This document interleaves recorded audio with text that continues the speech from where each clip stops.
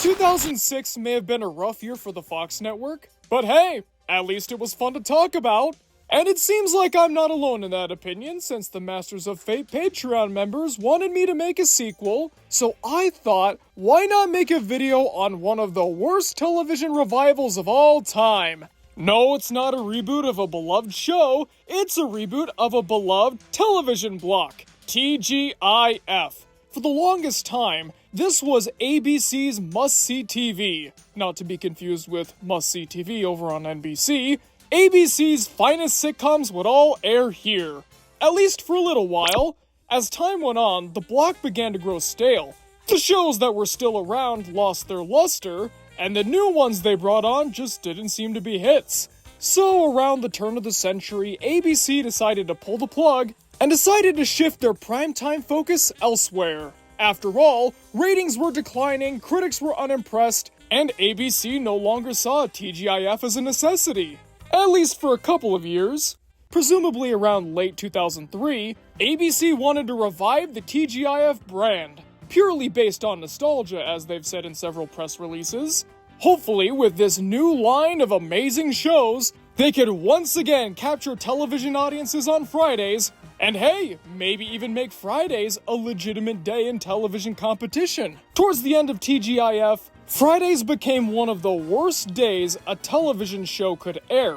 People were suddenly busy that night and no longer made watching their favorite show a priority. ABC wanted to change that, and in doing so, revived TGIF for a new generation. In order to make this nostalgia-heavy venture work, they would need a mixture of established names and up-and-coming hits. What followed was a disastrous slate of shows that did no favors for ABC. Let's start with the established names. ABC decided to bring two shows that were already doing decently well over to Friday nights, hoping that their success would be able to drum up excitement for TGIF, as if the name that they were banking on wouldn't be enough. And with those two being as popular as they were, hopefully the audience would stick around to watch the new shows, and then bam! TGIF would be so back, baby! But that didn't really happen, now did it? The two established shows that were brought over were George Lopez and Life with Bonnie. I'm not going to discuss the history of George Lopez here. It's so long and expansive that it could be a video in and of itself. And let's be honest, its stint on the TGIF revival is less than a footnote in its history. So let's just move swiftly on to Life with Bonnie. Created by Bonnie Hunt and Don Lake, this series revolved around Bonnie Hunt's character named Bonnie Malloy, who has to juggle her career as a talk show host while also caring for her kids as a single mom. When Life with Bonnie was originally pitched to ABC, Hunt and Lake originally intended for it to be a 100% improvised show. Disney, who owned ABC, saw this as too risky of a venture, so Disney forced them to hire a team of writers, promising that they could have at least a portion of the show be improvised. As it turned out, about half of it ended up being made of improv. He's a man. He's a man's man. Caveman. Exactly. And these parts proved to be so successful amongst the cast, crew, and audience that the writers were fired after episode 3. This caused a little bit of buzz in the Hollywood tabloids, but apparently, everybody left on good terms. From what I can gather, the writers were paid well, and the creators made it clear that the only reason they were let go is because they didn't want any writers whatsoever. Surprisingly, ABC decided to let this slide, and it was a good thing they did too. The rest of the scripts, the parts that were actually written out, were mostly written by the producers, who themselves already had a substantial improv background, meaning that eventually Bonnie Hunt got exactly what she wanted. At least, for now. During season 1, Life with Bonnie wasn't exactly a runaway hit, but it was nothing to sneeze at either. Clearly, if it had a little bit more time on the network, it could be one of their staples. ABC thought the same thing, and unfortunately, they decided to use this as the justification to bring Life with Bonnie over to TGIF. And as soon as they did, the ratings collapsed. Changing a show's time slot, even during a seasonal change, is always risky, and it usually results in some lower ratings at first. But don't forget, Friday nights were becoming death slots at this time, so moving an up-and-coming show that was only starting to expand to Fridays in this critical growth period no less, ultimately resulted in Life with Bonnie hemorrhaging most of the viewers it had, and of course causing ABC to give it the axe. Oh, well, thank you. That's so sweet. Funny enough, the same thing happened to George Lopez, but unlike Bonnie, Lopez managed to stay on for a little while longer. Now why is that? We've never gotten any exact reasons. My theory is that George Lopez had both a more recognizable name and was around slightly longer, so it was, I guess, viewer recession proof. I'm just giving them what they want. But another contributing factor was that ABC panicked once they saw that Life with Bonnie was starting to sag. ABC canceled Life with Bonnie 1 month into the second season's airing, and not even an Emmy nomination could bring the series back. Life with Bonnie just sank too low and didn't have the strong brand that George Lopez did, so it had to go. The show wasn't off to a great start in season 2 anyway, since they got rid of the eldest daughter character. But still, that alone wouldn't be enough to doom a show. Putting it on Friday nights, now that's another story. So much for the established names, huh? Well, what about those new shows? Were they able to find an audience? I think you know the answer to that by now. First up, we got Married to the Kellys. I'm going a little off script here to just say this is one of the most generic shows I have ever seen. Okay, stop me if you've heard this one before, okay? Tom and Susan are madly in love. They get married. Tom, being a New York resident all his life, decides to move with Susan back to her home in Podunk Nowhere, Kansas, so that they can be close to her family. But uh-oh, Tom, the big city guy that he is, doesn't know how to relate to the simple country folk and is a fish out of water, unable to cope with his surroundings. Totally original, right? Never been done before. Apparently the creator of the series, Tom Hertz, based it on real experiences that he went through sometime in his life. So, okay, I guess it's kind of original. But it seems like most of the critics agreed with me, saying that this show was just generic, it did nothing new, and to make things worse, the comedy in this comedy series usually fell flat. Man, it's perfect for you. Did you see my new earrings? It's shiny. Most critics weren't impressed. However, it seems that the audience members disagreed. Married to the Kellys, much like Life with Bonnie, was not the strongest performing show on ABC, but it was doing okay. Of course, it goes without saying that it was being dwarfed by the likes of Bonnie and George, but even so, if it stuck around, maybe it could have been something bigger. Or it could have lasted just one more season and ABC would have shrugged their shoulders saying, we gave it a try. But ABC decided not to pursue a future with the Kellys. It disappeared without barely even so much as a mention of its cancellation, let alone any potential future. People have wondered for a while as to what exactly happened. You know, those who actually know what the show is. And I have a theory. Because ABC was so quick to drop it and then never mention it again, I don't think they were all too happy with the performance. And I'm not talking about just the ratings, which is normally what a TV network cares about, but those reviews, I mean, just look at these. No sirree, ain't gonna be no funny bone fractures as a result of this loser. The sitcom equivalent of 40 lashes with a proverbial wet noodle. If you're trying to revive a formerly dead television brand, do you want stuff like this or this associated with it? This would be ratings poison. Don't forget, TGIF only had room for 4 shows. So if one of them was getting this level of bad press, it was time to go, no matter how okay the ratings were. But sometimes, you can skim by just being okay. Case in point, Hope and Faith. Love each other anyway. La la la la la. This seemed to be the show that TGIF liked the most in the 2005 season, but once you start looking at the context surrounding it, that argument might start to change. The series was created by Joanna Johnson, a former cast member on The Bold and the Beautiful, and loosely created it based on her experiences on that series. It revolves around Hope, who's a homemaker and a loving mother, constantly butting heads with her former soap opera star sister Faith, who moves in and wacky shenanigans ensue. You're a famous soap star. I'm a 28-year-old has-been. You're 33. Would you shh?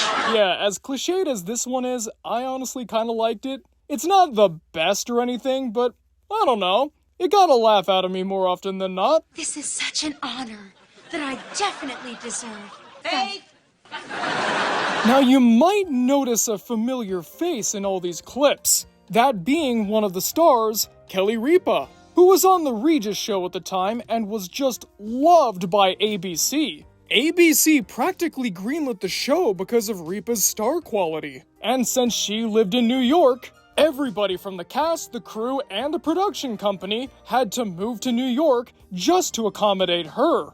Yeah, she couldn't just come down to California and film the series there. No. Everybody else had to bow to Ripa. That's how much faith ABC had in Hope and Faith. And during the 2005 season, it did okay. The reviews were okay, the ratings were okay, the reception overall was okay. But to ABC during this dire year, this was good enough to stick around for 2 more years. I'm skipping ahead a little bit, but things didn't improve during the 2006 TGIF season either. In fact, some sources claim that ratings even declined. Once TGIF experienced its second painful death, ABC decided to carry on with Hope and Faith with the hope, see I got to use both words in the title there, that without TGIF holding it down, the series could become a major player.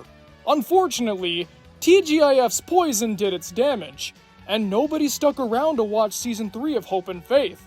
The TGIF block was such a black hole that anything associated with it was automatically deemed not worthy of attention. Or at least that's the way it seemed from the ratings. It started off as the number 77 show that year, with an average of 8.2 million viewers, falling in Season 2 to a 6.9 million viewers share at number 98, and then once it was finally free of TGIF, Hope and Faith averaged an embarrassing 5.8 million viewers, bottoming out at show number 103. Yikes. Now you can't say that ABC didn't give Hope and Faith a chance. In fact, they gave it 3, and it didn't work any of those times. The show was rarely distributed on television or home media afterwards, so for the longest time, it became quite difficult to watch the series. It seems as though it's made a resurgence lately and has some episodes being uploaded online, and then there's also this tape. But before we get to that even worse year, let's recap what happened with 2005. ABC hedged the TGIF branding's bets on 4 shows, and they all tanked.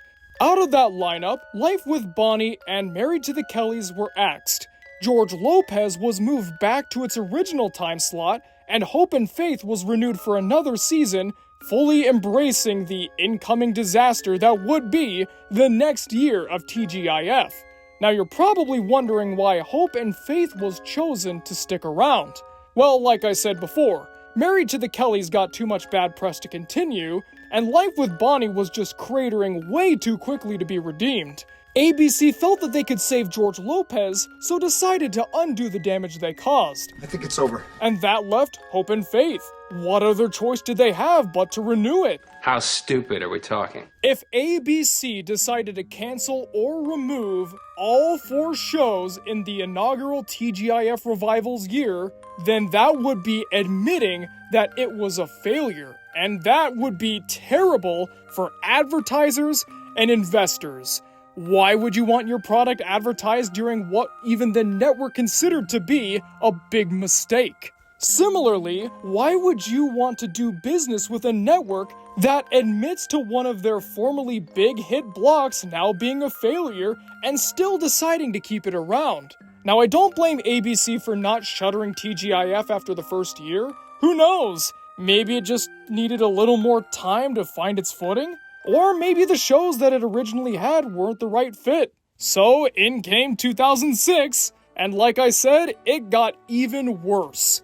Hope and Faith continued to sputter out of control and ultimately cratered at number 89. I knew it. But let's see what the rest of the shows had to offer. Starting with Less Than Perfect. Much like George Lopez, the history of this series could be a whole other video entirely, so I'm only going to focus on the TGIF parts here, and maybe we'll talk about the rest another time. Refreshing. On second thought, maybe not. So, Less Than Perfect was an established series already on ABC, much like Lopez and Bonnie. It's kind of like The Office if it took place in a television studio. It's pretty good. It starts a little rough, but it gets better with time. Hey, much like The Office. I'm sure that the producers of Less Than Perfect were, well, less than thrilled to hear that they would be part of the new TGIF block, but it's not like they had a say in the matter. They were still going to keep chugging along. And much like Life with Bonnie, the ratings tanked so badly that ABC was about to kill them.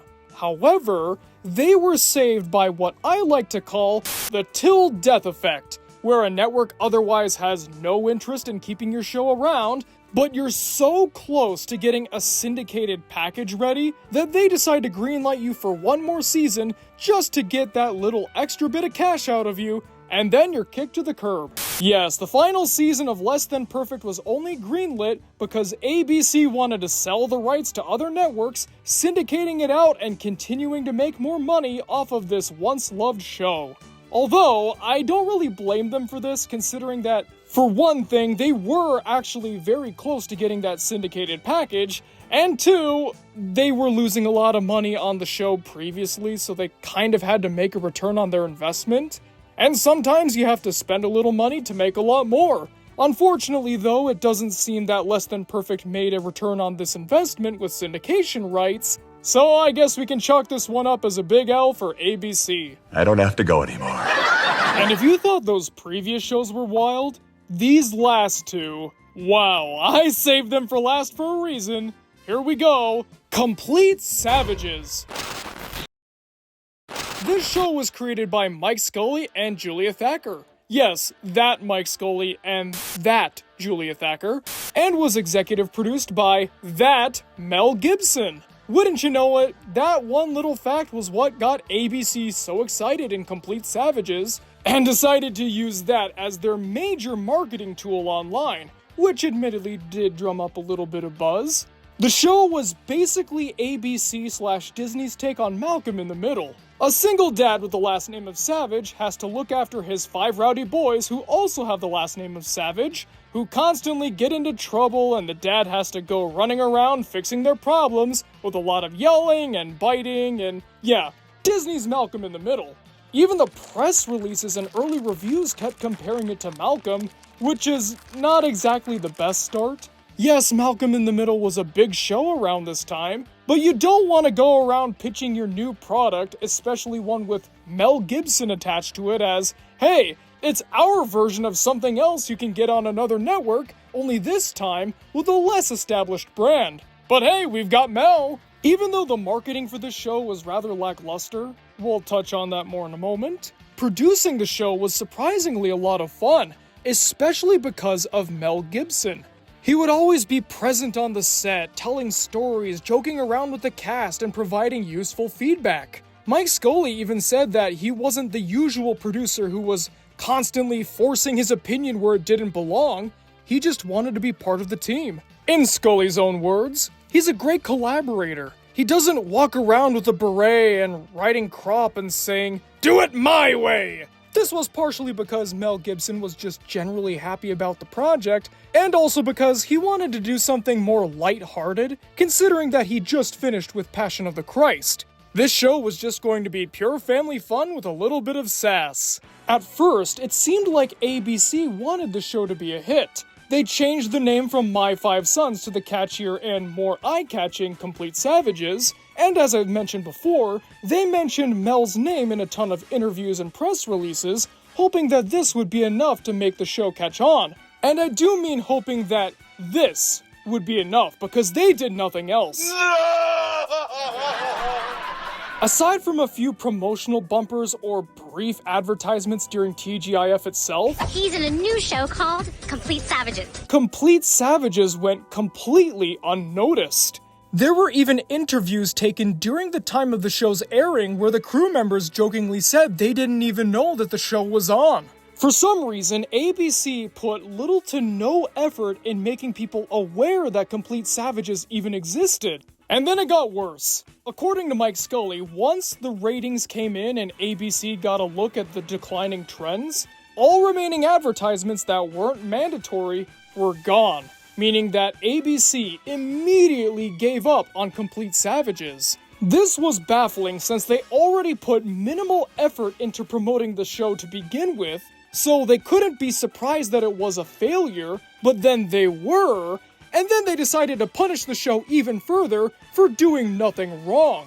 Complete Savages was competing with the likes of Desperate Housewives and Lost, which were averaging about 21 million viewers, while Complete Savages was averaging about 5. Mid-5s at least, but still 5. I don't get it. I know. ABC may have wanted to get the show over with, but they had already made the mistake of ordering more episodes, expecting this show to have been beloved by millions. And I guess it was, 5 million to be specific. The show didn't air any new episodes in January or February of the next year. It ultimately returned in June, where ABC burnt off all the remaining episodes, ultimately replacing it with reruns of the next and final show we'll be covering today. It was cancelled on an unceremonious note, with even the advertisers for the block itself not saying that this would be the finale. ABC just wanted it gone. If you're wondering how I know this, well, this is my proof right here. In my hand is shelf number 3717 from Two Rivers, Wisconsin. This is the final time Complete Savages aired a new episode on American TV. And yeah, if you watch the block, you would have no idea that this was the beginning of the end. Although you would have an idea that it was the beginning of the end for TGIF, but more on that at the end. It seemed like there was some fan outcry on certain internet forums. I guess people liked the show. You'll even see the odd post pop up here and there, even as recent as a couple of years ago, with people talking about how much they liked the show. So in the end, Complete Savages ended up with the likes of Pushing Daisies and Jimmy Two Shoes, a show remembered by few, and archived by fewer, but those who remember it still love it to this day. If I could move my arms, I would strangle you. Okay, we're on to our last show, and those of you who know what's coming know that things are about to get pretty sad, but for those of you who don't, let me introduce you to 8 Simple Rules of Dating My Teenage Daughter / 8 Simple Rules. The series revolves around sitcom veterans John Ritter and Katie Seagal playing a sportscaster and his wife who have to adjust to their new roles when the sportscaster's wife goes back into work, thus resulting in the sportscaster having to play the stay-at-home dad, and typical TGIF hilarity happens from here. Stop fighting or I'm gonna turn this car right around. Despite the cliched premise, I found it to be a charming and fairly well-written show, and that was kind of the idea behind it as well. The project was made for 2 sitcom stars to play different roles than they previously had before, going against typecasting and all that. At first, ABC didn't see it that way since, according to Seagal, I remember at the beginning, the network was a little scared that it was going to be Jack Tripper and Peg Bundy, and they didn't want that. And so I remember going in to read with John, and John kind of poking his head out and saying, "You're my favorite." And I was like, oh, John, so sweet. And that interaction there helped set the tone for the rest of the production of 8 Simple Rules of Dating My Teenage Daughter. The cast was so close and had such a great time, all because of John Ritter. No matter what was going on, he was always laughing, telling jokes, cheering people up. Everybody agreed he was the life of the party. How is everybody? He took the role of the sitcom dad and decided to take it well beyond the sitcom and just be the cast dad in general. The series debuted in the 2002 season, and for the most part was a big hit. The ratings were good, albeit not great, but the reviews were stellar. Mostly, again, stemming from the charm oozing out of the 2 leads, especially Ritter. It opened with a decent 17.3 million viewers and finished with a respectable average of 11.1. It placed 37th overall, and thus, in ABC's eyes, earned a second season. And once it was greenlit for season 2, 8 Simple Rules of Dating My Teenage Daughter fell apart. Things were already starting off on a bad foot when Tracy Gamble, the creator of the series, left due to creative differences, but then on September 11th, 2003, John Ritter suddenly died of a heart attack. The cast and crew were wrecked with grief. They had lost not just a great friend, but to the young cast members, a semi-surrogate father. No more would they see his bright smiling face or hear his one-off quippy jokes. Everything just felt dark.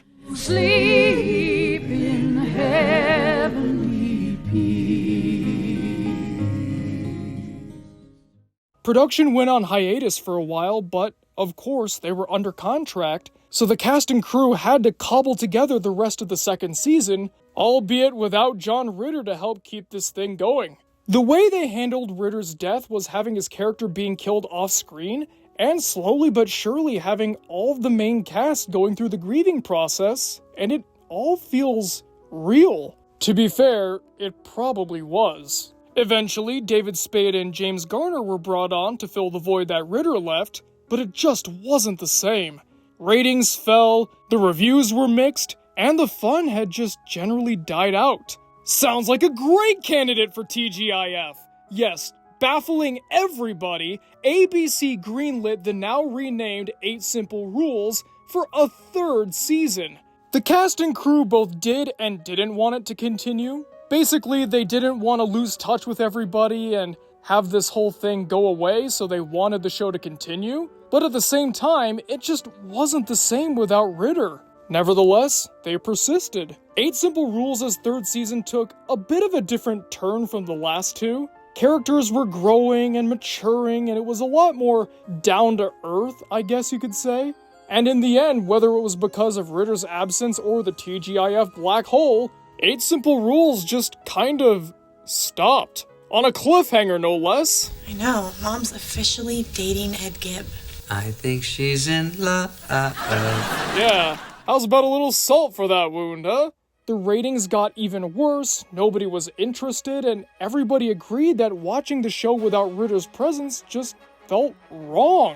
Thankfully, ABC decided to take the hint and call it quits after the third season finished, putting a swift end to one of the most unnecessary TV seasons of all time. God, Mom, how do you walk around with these things? I still don't know why they thought that was a good idea. I mean, come on, Ritter was the show. And with the ratings downfall that followed his death, it just didn't make sense to continue the show, but I guess they needed something for TGIF. After this disastrous second and final season, ABC decided that TGIF was beyond saving and once again moved their efforts to other projects and other nights. Who could have seen this coming? Like I said before, TGIF just couldn't have worked. The Friday night dead zone was so bad that not even ABC could fight it off, and keeping it going would only be an exercise in futility.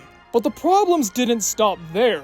ABC was so desperate to keep this nostalgia branding alive that they threw other successful shows like Life with Bonnie and Less Than Perfect under the bus, crushing and killing them for their own impossible experiment. Gee, I wonder if that's still continuing today. Every time I research the history of TGIF's revival, I am just so surprised that ABC was this desperate to make it work.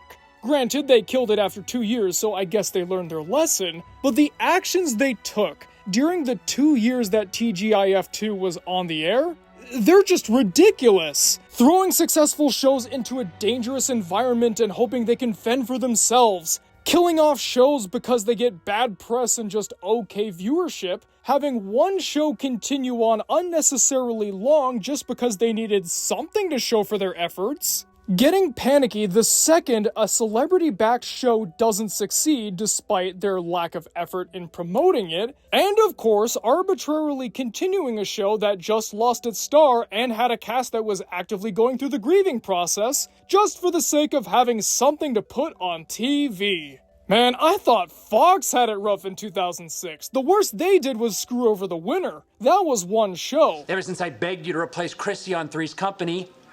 But this is something else. It just goes to show that if you don't learn from history, you're doomed to repeat it. I just hope that ABC learned their lesson when it came to the third TGIF incarnation. I didn't see any of the shows that came from this block and I don't know the stories behind it, but all I can say is that, compared to TGIF 2.0, it can't be that bad, right? You do Kung Fu? It's your Leo White. Well? Well, folks, thanks for watching the video. What did you guys think? What do you think was the worst thing ABC did during these 2 years? Comment below and let me know because I'm always excited to hear what you guys have to say. Man, I love doing these like bad blocks or bad channel videos. And hey, I get to show off some tapes from my collection, so that makes it even better. Again, going back to that tape I have, watching TGIF air during the final few months of its life, it kind of feels like a ghost town. Like, you can tell there used to be life here, but as it stands now, it feels like everything just shut down. Alright folks, thanks for watching the video, and I'll see you guys next time. For every person who dreams up the electric light bulb, there's the one who dreams up the all-new TGIF premieres tonight, starting at 8/7 Central on ABC.